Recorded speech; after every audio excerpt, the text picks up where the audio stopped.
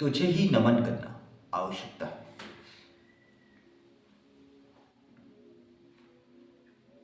तुम पालनहारा हो, तुम निर्णय हो।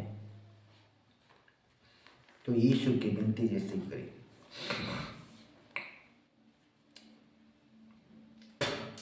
जैसे प्रभु की वाणी उस दिन में हम आप जैसे ही शुभ ही। तुम मुझे नमन कैसे कर सकती हो? मेरा कोई नमन नहीं करता। यीशु की विनती, तुम उससे ही आवश्यकता प्राप्त हो, उससे ही आवश्यकता प्राप्त हो, तुझे ही निर्णय से प्रदान करो। हम इसलिए हम उस दिन में हमारी रक्षा करें। अब उसकी ये नीति वचन का अध्याय 3:19 में बोला गया, ने प्रज्ञा से पृथ्वी को संपादित किया, उसने विवेक से आकाश को सुदृढ़ किया। जैसे हम पवित्र आत्मा से परिपूर्ण होना, आप तुम उसे ही करें। हम निर्णय की पाप वही पालनहारा, तुम शक्त हो। हम प्रभु यीशु की विनती, जो स्वीकार से परिपूर्ण होना चाहिए। जैसे हम पवित्र से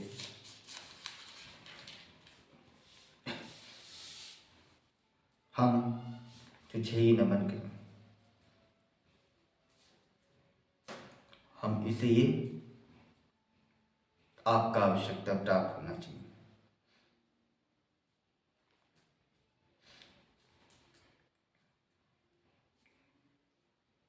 जैसे हम पवित्र की विनती सुने, अब उसका हम आखिरी बाइबल पत्र भी बोले। जब स्तोत्र पात्र 19, जब असंख्य चिंताएं मुझे घेरे तेरी रहती थी, तो मुझे तेरी सांत्वना का सहारा मिलता है था। जैसे हम प्रभु यीशु क्रिस्त में जो विश्वास करो, जैसे कि आज मेरी मरण चिंतन कुछ ही नमन और शक से बना।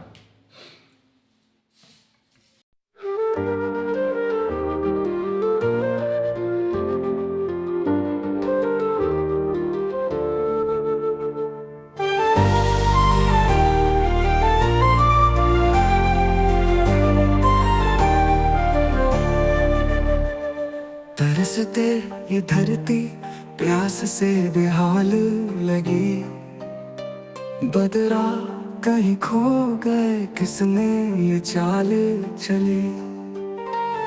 चमकती है बिजली पर नहीं है बारिश आई, सूखते खेतों की आस कैसे टूट जाए भाई। आसमां से बूंदे गिरे, बन जाए जमीन पे नील। धरती माँ की गोद भरे, हरियाली का हो सभी।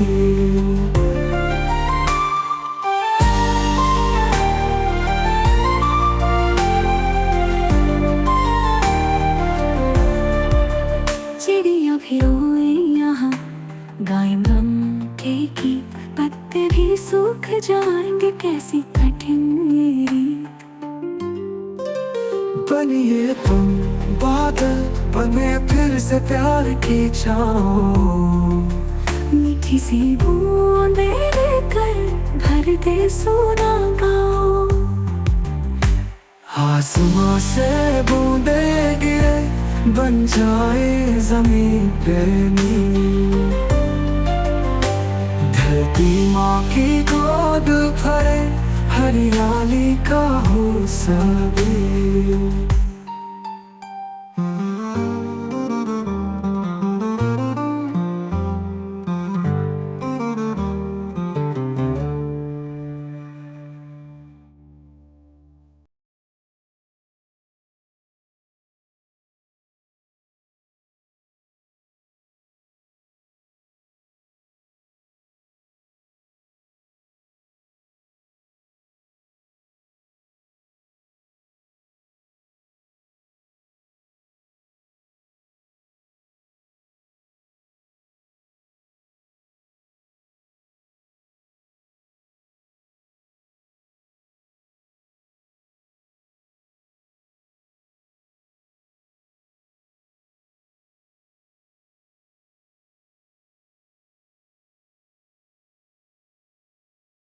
प्रिय प्यारे परिवार, प्रिय प्यारे भाइयों, बहनों, बच्चों व युवाओं, मैं मर्सिलिना होरो हूँ।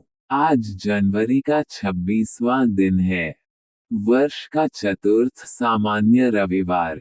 आज गणतंत्र दिवस की सभी हार्दिक शुभकामनाएं। आज उसे दिन संविधान लागू के लिए वही करने जा रहे, जो भारत की निर्णय संस्कृति कार्यक्रम और सुखद अनुभव से पवित्र आत्मा से परिपूर्ण होना चाहिए, जो उच्च हमारे झांकियां और परेड भी दिखाई जाती है। लोगों की संख्या आपकी है, आपके उससे ये सुख से प्राप्त होता है। आज 75 साल हो चुका है जो हमारा देश संविधान लागू हुआ और प्रेम से परिपूर्ण जो भारत की आज़ादी के 2.5 साल के बाद वही हुए थे। प्रथम बाइबल पद बोली। याकूब का पत्र अध्याय 4 पद संख्या 10 में। प्रभु के सामने दीन बनो, तो वह तुम्हें ऊंचा करेगा। इस वचन का अर्थ तारांकन दीन होना, इसका अर्थ है नम्र होना, घमंड न करना और परमेश्वर के सामने खुद को छोटा समझना। तारांकन प्रभु के सामने, ये दर्शाता है कि हमें अपनी नम्रता परमेश्वर के सामने प्रकट करनी चाहिए। तारांकन ऊंचा करेगा, परमेश्वर उन लोगों को ऊंचा उठाता है जो उसके सामने नम्र होते हैं। यह ऊंचाई केवल भौतिक नहीं हो सकती है, बल्कि आध्यात्मिक भी हो सकती है। इस वचन का महत्व, तारांकन नम्रता का गुण। ये वचन हमें सिखाता है कि नम्रता एक महत्वपूर्ण गुण है। तारांकन परमेश्वर पर निर्भरता, ये हमें ये याद दिलाता है कि हमें अपनी शक्ति और क्षमताओं पर नहीं, बल्कि परमेश्वर पर निर्भर रहना चाहिए। तारांकन आशीर्वाद, ये वचन हमें आश्वासन देता है कि जब हम नम्र होते हैं, तो परमेश्वर हमें आशीर्वाद देते हैं। आखिरी बाइबल पद पर बोले। स्तोत्र पाठ अध्याय 19 पद संख्या 8 में। उनके नियमों से पृथ्वी भर गई है और उनका वचन आकाश के छोर तक पहुंच गया है। आज के संदर्भ में, आज की दुनिया में, जब हम अक्सर प्रकृति से दूर होते हैं, ये पद हमें याद दिलाता है कि परमेश्वर हर जगह मौजूद हैं और उनकी रचना कितनी अद्भुत है। ये हमें प्रकृति में जाकर परमेश्वर की महिमा का अनुभव करने के लिए प्रेरित करता है। संक्षेप में, स्तोत्र 19:8 हमें ये बताता है कि परमेश्वर के नियम पूरी पृथ्वी और पूरे ब्रह्मांड में लागू होते हैं। क्या आप इस पद के बारे में और कुछ जानना चाहते हैं? यहाँ कुछ अन्य प्रश्न हैं जिनके उत्तर आप जानना चाह सकते हैं।